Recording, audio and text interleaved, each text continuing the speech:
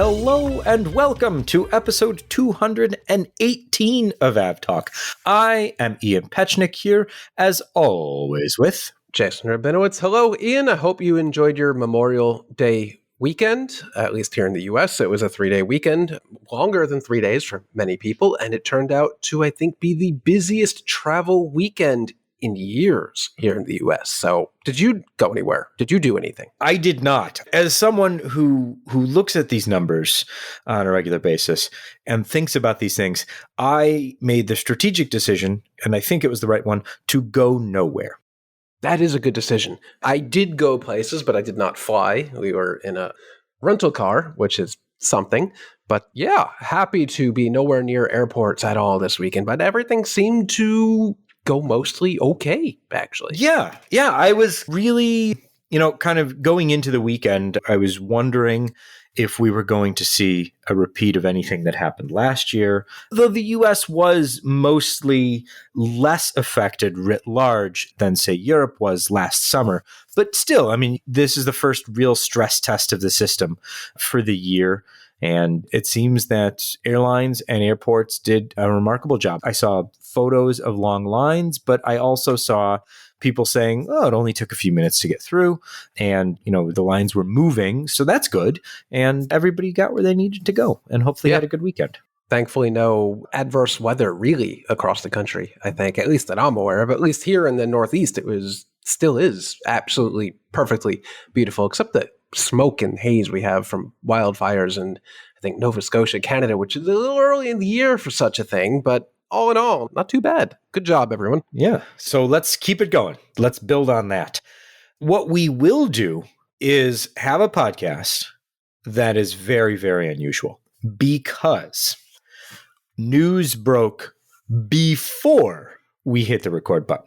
That's not to say news won't break after we stop, but in this rare instance, there is breaking news happening before we hit record, just before it actually. American Airlines CEO Robert Isom saying that American Airlines will appeal the Northeast Alliance decision, the decision by the judge that invalidated the Northeast Alliance between American and JetBlue that we covered on last week's episode. So if you're wondering what they're going to appeal, we talked about the decision on last week's episode. And I'll quote Robert Isom because he's just so quotable. Look, we got a legal system that allows for appeal, and we're going to do that. End quote. All right. Good for them. I would say it's a bit surprising, actually, that not only is American appealing it, since they were pretty blasé about the whole thing when the ruling came out, that said, we don't really need the Northeast. It's immaterial to our short-term operations. No big deal.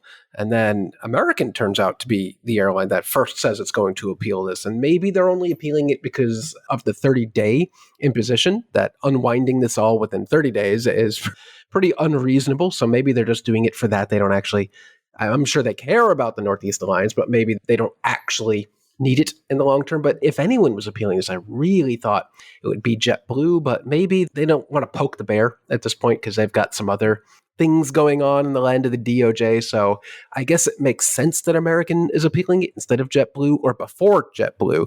But yeah, didn't really expect this to happen. Yeah, American had said that, there was no impact to their short-term operations. They didn't really say much about the long-term operations, but that was more of a traffic calming measure not traffic calming, but kind of nerve calming measure where they just wanted to say, oh, look, people are going to be able to fly. We've sold tickets. Here's what we're going to do.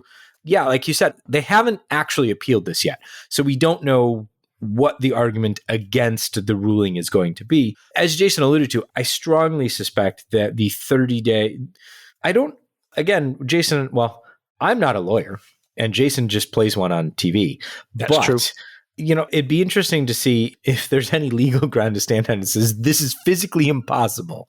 Yes. Well, there's no way this can happen. Isom added, and these are being paraphrased or quoted to us by Ross Feinstein, we're going to work with the Justice Department. We're going to work with JetBlue to find out exactly what we do in the interim, and we are going to do that. So it seems like they're covering all bases. It's not surprising that they're appealing it because they kind of have to. It's unrealistic to unwind this whole thing in 30 days, but I really expected JetBlue to raise that flag first rather than American.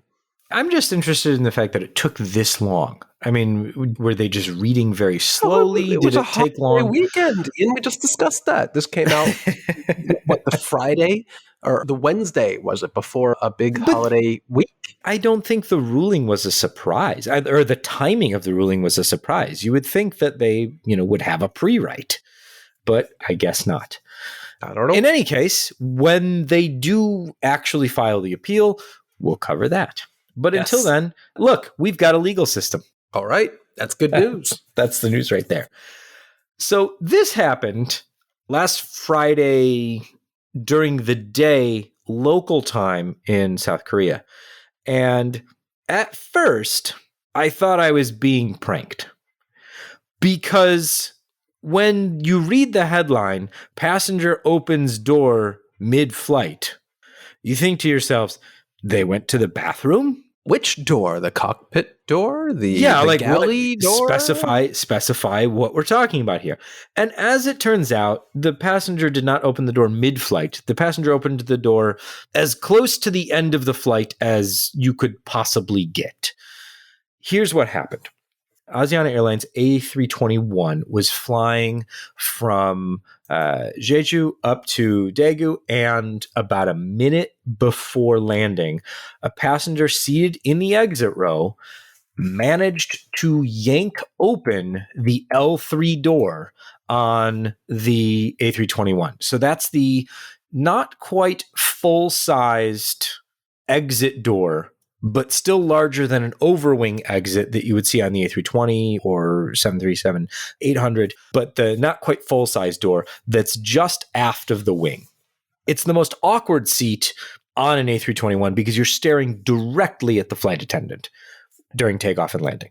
Is presumably also right when this event occurred as well, I'd assume. Yes. So one does assume that this person was staring right at the flight attendant and then decided to yank open the door. I wonder if the flight attendant was giving the looks of like, I dare you to touch the door. And man, they did it. I certainly hope not. But I really want to know why this happened and what the investigation reveals. So they were ready, willing, and able to open the door. Oh. Yes, they fulfilled their obligations or demonstrated their obligations. Too well, Too soon, yeah.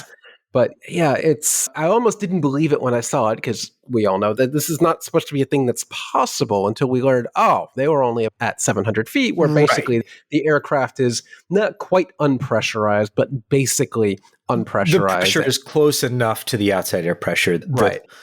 The pressure inside. So for those that don't know, nearly all aircraft cabin doors, nearly all passenger aircraft cabin doors, and there are various examples where this isn't the case and some caveats and things like that. But generally speaking, the doors that you walk into and out of on an aircraft are plug style doors.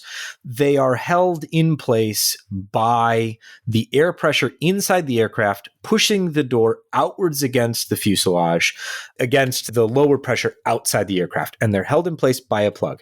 And the amount of pressure that you would need in order to get that door open, in climb, cruise, and descent, the pressure that you need to get that door open, it's just physically impossible for a human to do. There's no person on the face of the planet who is strong enough to open that door.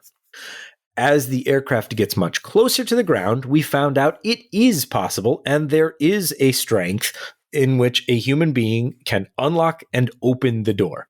And it gets windy real quick. And it gets very windy, yeah. This happens every now and then where there's a news article of some person playing with the door, trying to open the door, panicking, freaking out. And years ago, I don't even remember to what newspaper or news outlet or whatever, I once provided an interview and a quote about what happens. And basically I said, it is at altitude, it is physically impossible to open the door. It cannot happen. And every time one of these events occurs, that quote is extracted from its original source, and I get quoted in these random places anytime one of these happens. It did not come up. This quote was not used in this most recent example because it turns out, like you said, Ian, because it is under the exact right circumstances possible to pop open the door. So prove me wrong, prove everyone wrong. But yeah. The scariest thing in this event wasn't the fact that the door was opened, because there wasn't enough inside pressure differential to the outside to suck things out of the cabin. It just got really, really windy. And I'm sure that was not comfortable for people. There were some people who needed medical attention, but no one was seriously injured. yes, But people were just understandably freaking out, hyperventilating. totally. It's not something you want to see. So I could understand why people were absolutely freaked out and needed medical attention because, yeah, anyone sitting close to that now open hatch in the aircraft would not really be having a great day. The scariest thing to me is this.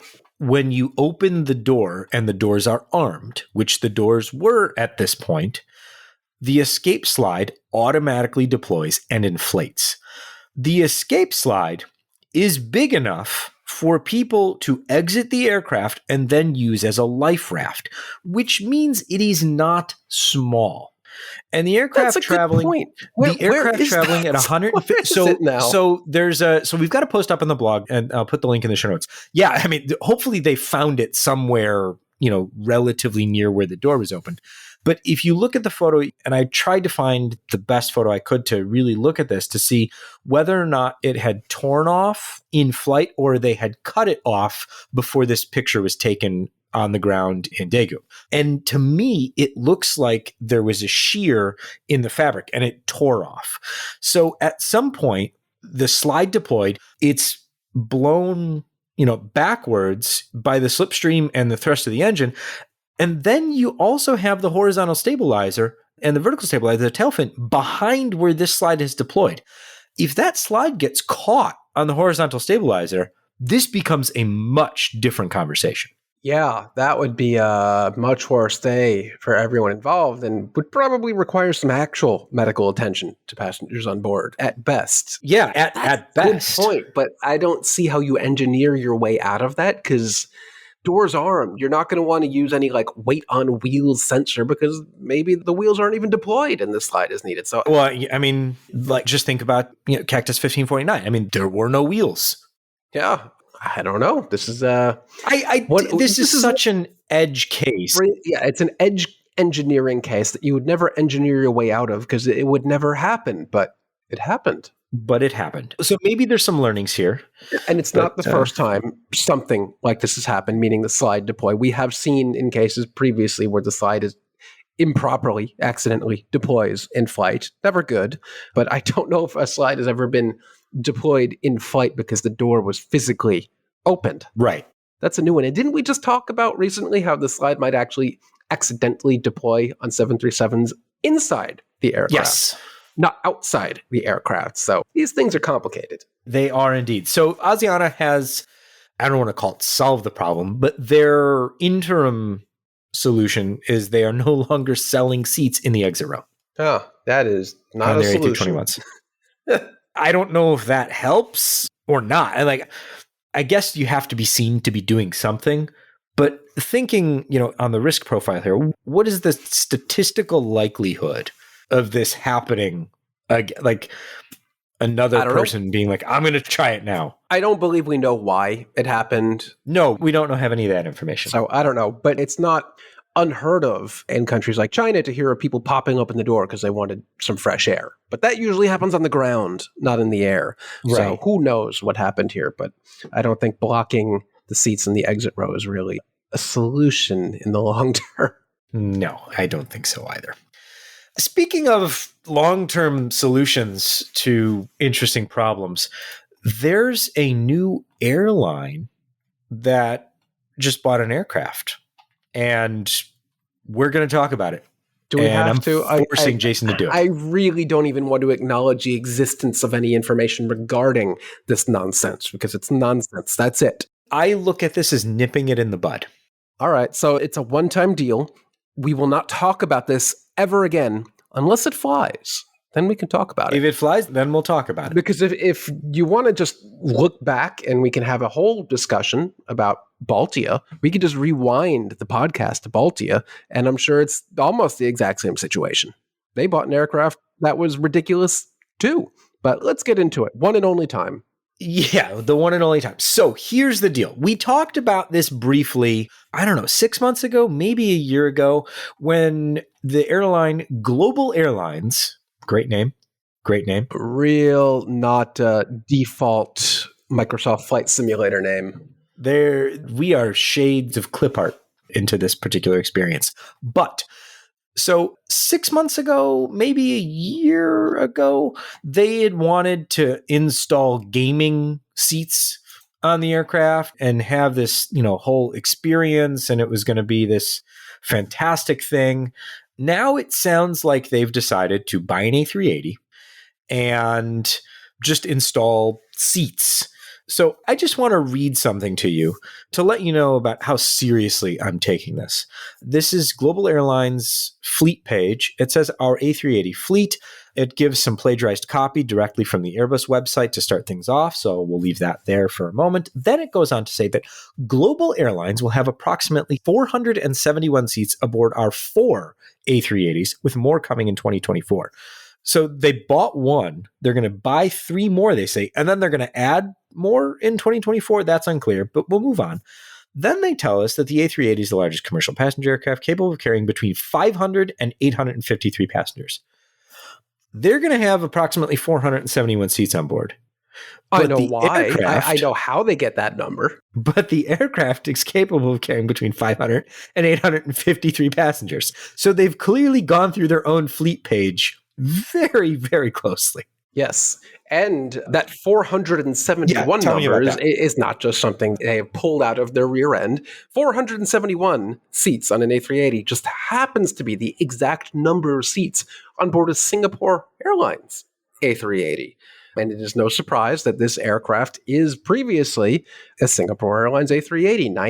9HMIP is the aircraft. So yeah, we've seen this before. Hi-Fly before COVID and operating, I think, almost exclusively for Norwegian, also was operating an ex-Singapore Airlines A380. So 471, very specific number for a good reason. Yeah, I mean, so sticking with the seats a bit.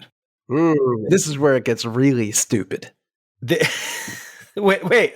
I actually don't know where you think I'm going with this. So I think I know, but go on. Okay. So our good friend John Walton did a Twitter thread. We're going the same place.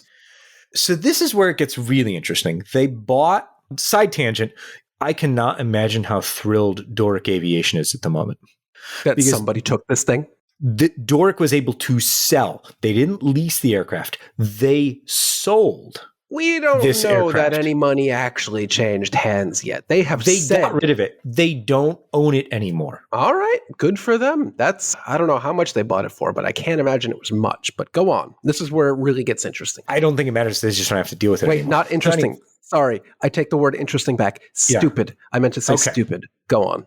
So the aircraft is 9V SKC, which is the 6th A380. Then it was sent off in the first batch that Singapore retired after 10 years, pretty much on the dot. Then it started service with Hi-Fly as 9HMIP. During COVID, Hi-Fly removed the seats from the main deck, the economy seats from the main deck, to use as a COVID combi. They were carrying health supplies and things like that around the world in support of, COVID relief efforts. But it's the business class seats that are a problem, as John Walton gets into, and we'll put a link in the show notes to this Twitter thread, because if you're into things that are just bonkersly stupid, this is one of them. Because they now own an aircraft where they can't fly it with the seats that are on it. So that's fun. As John explains, the business class seats are illegal to fly. The seat maker falsified the safety test data on its seats. And so EASA and the FAA gave them a time limit to, the seats were already installed. They had already been flying around. The time limit ran out in 2021. It ended up not being a problem for Hi-Fly because COVID basically ended their ability to operate the A380. Once they got a few COVID relief flights out of it, they said, all right, we're done with it. And they parked it and they let it sit. Well, the business class seats are still there.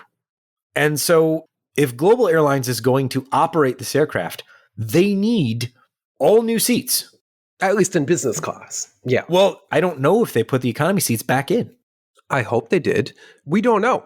Singapore, actually, according to planespotters.net, actually still has 2 of these aircraft in this configuration. Those are parked, and they have been parked since July of 2020 and March of 2020, when things started to get really bad. So even Singapore hasn't finished either refurbishing all of these aircraft to get these seats off, or they just have washed their hands of these aircraft that they can't fly. So what's the name of this thing again? Just Global Airlines. That's it. Global Airlines tends to do with these aircraft that it legally cannot fly. I don't know. As John also said, there are not exactly a lot of seat products out there for the A380 that they can just pick up and put on, because there aren't that many operators of the A380. I don't know what their plan is, but whatever it is, it's going to be expensive. It's going to be stupid. I don't want to pay attention to it because this isn't real. I don't believe this is a real thing. It is some sort of Baltia derivative money laundering scheme. I'm sure of it. Prove me wrong. All right. We'll leave it there. And if they fly again, or if they fly, we'll talk about it again. All right. But only then. Real airplane news, such as it is happening this week. Boeing is hosting an event at its Charleston facility talking about all kinds of things, from sustainability to how they're going to revamp the 787 production line and increase space and increase their rates. So that's kind of still all happening. But one of the things that Reuters reported on that I thought was worth flagging for this week's podcast is that 737-7 MAX certification is taking more time because of all the new paperwork requirements. And the quote is a considerable amount of time. Boeing still thinks that they can get the aircraft certified by the end of this year. Oh, yeah. I guess when the regulator is actually paying attention and doing its job, things get a little more complicated than when you just get to rubber stamp your own certification. So, yay? I think it's a good thing that regulators are, in fact, paying attention to the certification of a new aircraft. I'm not going to call that a bad thing. Nope. So, sticking with Boeing, a judge has ruled this week that relatives of victims killed in the Ethiopian Airlines MAX crash can seek compensation for pain and suffering. This comes out of the agreement that Boeing struck with the DOJ in 2021, acknowledging liability for the damages and paying into a fund. Some of the family members, they want compensation for the moments of terror that they say their family members felt when they knew that they were going to die. Oh, this is when Boeing said they didn't have time to think about that, right? Right. And so the judge ruled this week, and I'll quote him. I'll quote U.S. District Judge Jorge Alonso saying, "There is sufficient evidence to support a reasonable inference that these passengers experienced pre-impact fright and terror, and that experience is part of the quote, process or manner of death," end quote. So the ruling rejects Boeing's motion that they didn't have time to think about these things. The judge says they did. There's sufficient evidence to believe that they did. And a jury could reasonably infer from the evidence that the passengers perceived they were going to crash.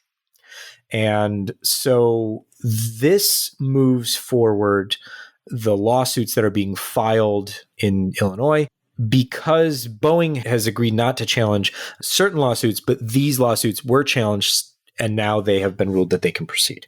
So there's just multiple rounds of lawsuits.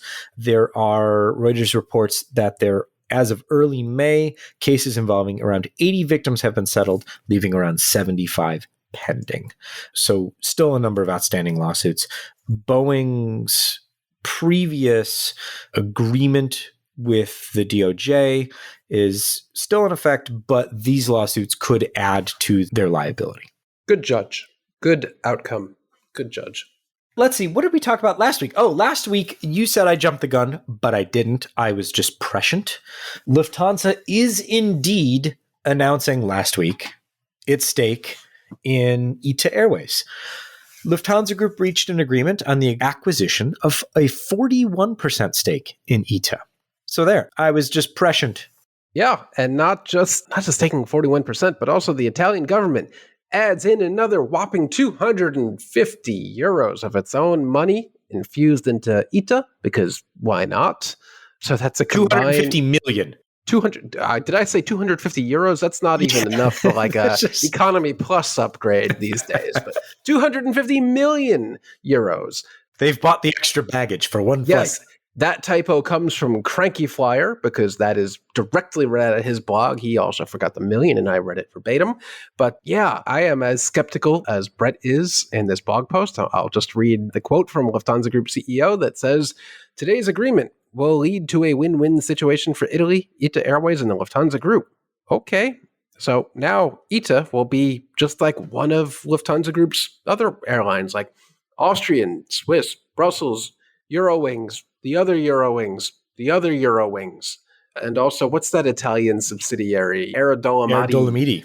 Or Air Dolomiti. So there is a lot going on there. Don't forget the sub-brand of Swiss, Edelweiss. How can I forget them? How dare I you, like sir. that operation. They operate A340-300s. What's there not They to do. like? They're still waiting on another one right now. Yeah. I wouldn't be shocked if we see Air Dolomiti rolled into ITA in some way, since Air Dolomiti is Lufthansa Group's Italian subsidiary thing. I've never been too completely sure what's going on there.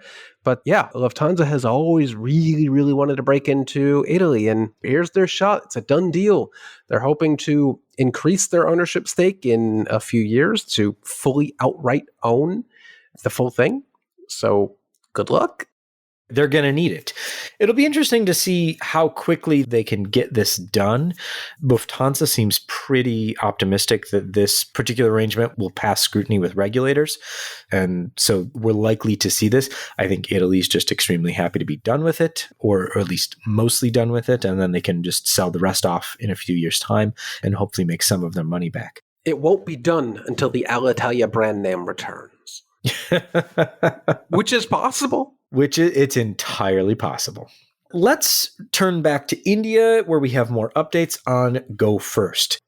Lessors have been trying to get their aircraft back. The bankruptcy court has said, no, you can't have your aircraft back while the bankruptcy is pending. And now India's Civil Aviation Authority has also said, no, you can't have your aircraft back while all of this is going on. There's an asset freeze where you're not taking any aircraft back.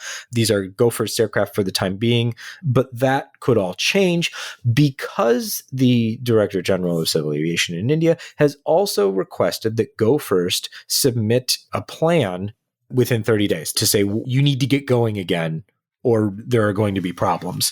And you also need to tell us how you're going to get going again.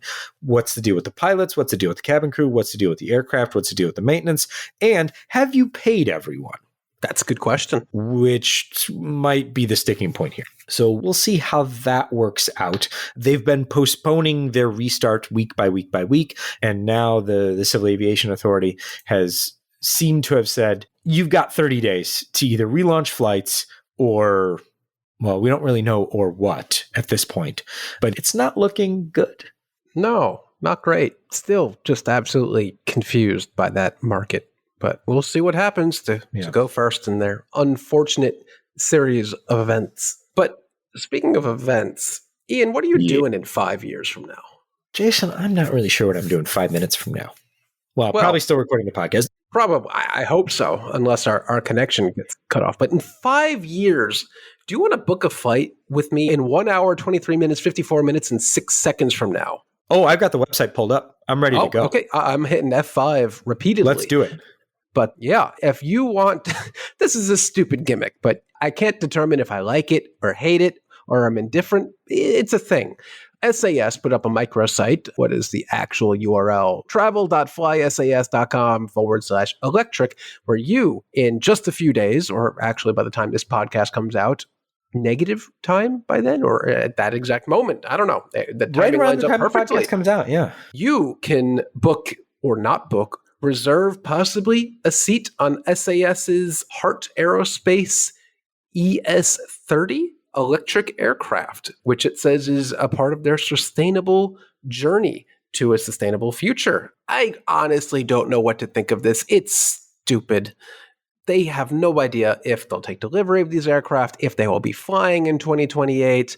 They're not taking any money, so this isn't a real thing. But you can be sure that I'm going to try to get my reservation for this thing. Absolutely. I don't know where it's going to go. It's somewhere domestically, or not domestically, but somewhere regionally in Scandinavia. They don't know. They don't know when it will happen. They don't know who will fly on it.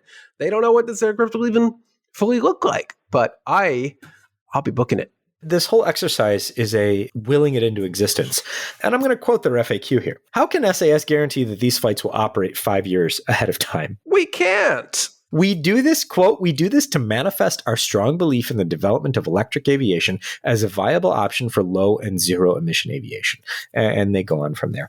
I would also just like to point out that there's no guarantee that SAS is operating aircraft in 5 years. Ooh, that's a harsh but good point. If you're a regular listener to this podcast, you'll know that SAS is my home airline for all intents and purposes. It's the one I fly the most. I have a lot of thoughts that we've talked about in the past. Flight Radar 24 is based in Sweden, so we fly SAS a lot. Our co-founder, I'm pretty sure, is very, very close to having his name put on an aircraft. That's how much he's on board. I thought you have to be a Viking to have your name on the side. He wears the funny hat, and it's like a carve out. But the point is, I'm not rooting against them.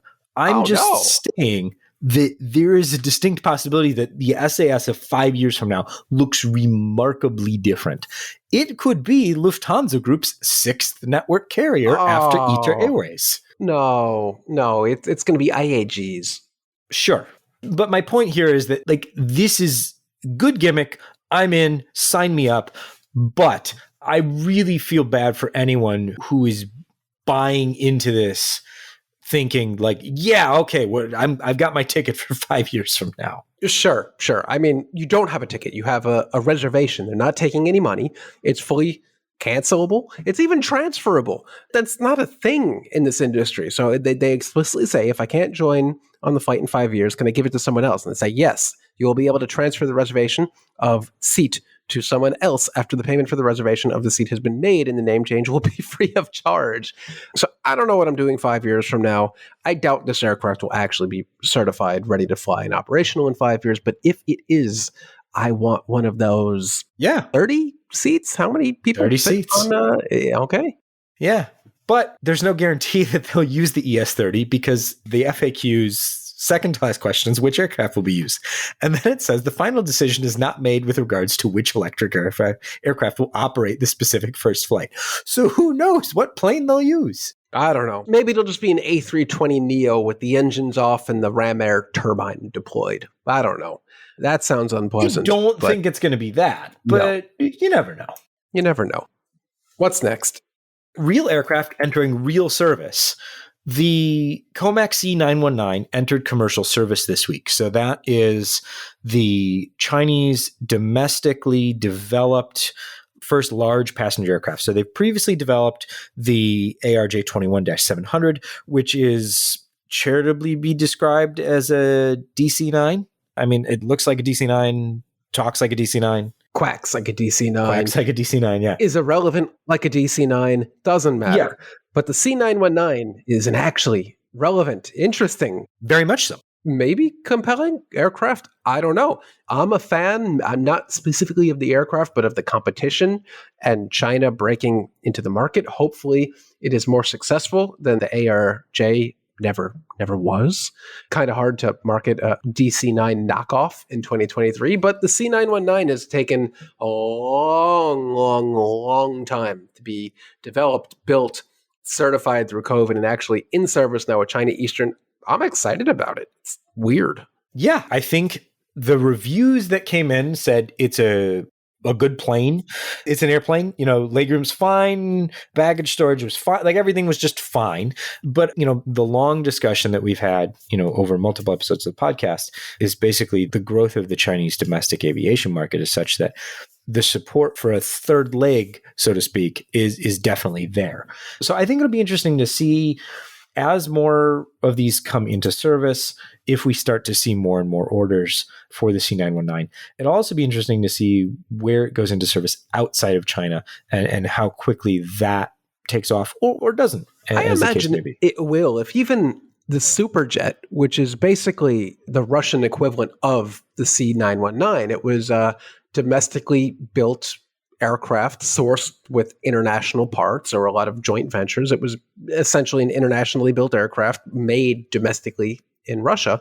That's really what the C919 is, except hopefully China can actually support the aircraft and keep it in service and not lead to the ultimate demise of any aircraft, any airline that actually operates it, like Interjet with the Superjet. So hopefully the C919 actually fills a need in the market and they're able to support it. That is a long way off in the future. Who knows what success or not the C919 will find, but I'm a fan. I hope to fly it one day. I am not going out of my way to fly it, but interesting to say the least. Yeah, I think it'll be fun to watch the development of the aircraft and the maturity of the program as it comes out. Speaking of mature, Envoy Air is retiring its E145s. Jason, you got to get on one. I have a dirty, not so secret that I don't think I've ever actually flown on an E135 or E145 ever. And the days, they're numbered here. I feel like Envoy is known for flying these things.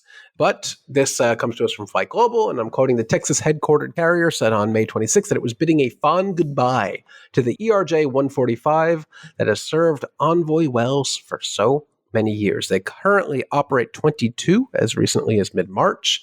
The last of them will be pulled from service, next week.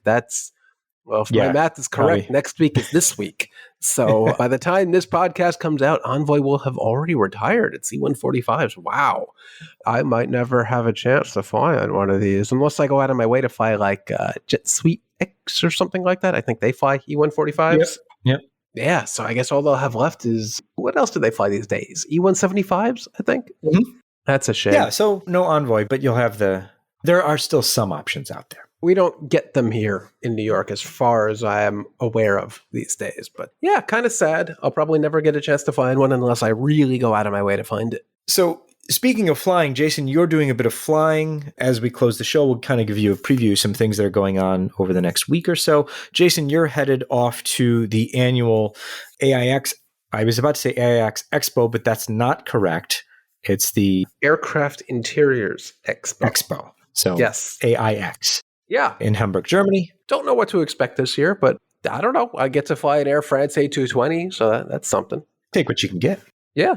We'll see. Whatever interesting things I see next week, we'll bring it to you here. And then before we go, I want to flag this one over on our YouTube channel.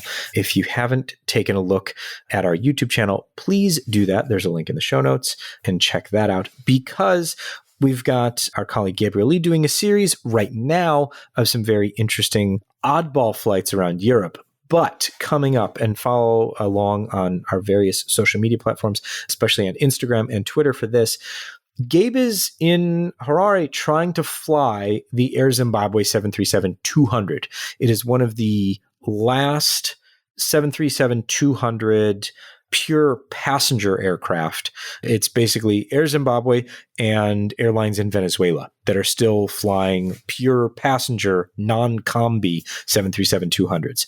So he's decided to try the Air Zimbabwe one first to see if we can get through them all, perhaps. Is Air Zimbabwe still flying a 732 to fly them into like unimproved airports or runways, or just because it's a really old aircraft and that's what they've got? I think it's just what they've got, and it's a sturdy workhorse. So be on the lookout for that and see the YouTube channel for some really great stuff that is going up now. And then in the next couple of weeks, we'll find out if he's even successful trying to fly it. A few people have tried and been unsuccessful, but we're hopeful because it's just back in the air after some extended maintenance. We'll see what mood the aircraft is in that day. Exactly. Well, Jason, safe travels, and we'll talk to you from Hamburg next week. This has been episode 218 of AvTalk. I am Ian Petchnick here, as always, with Jason Rabinowitz. Thanks for listening.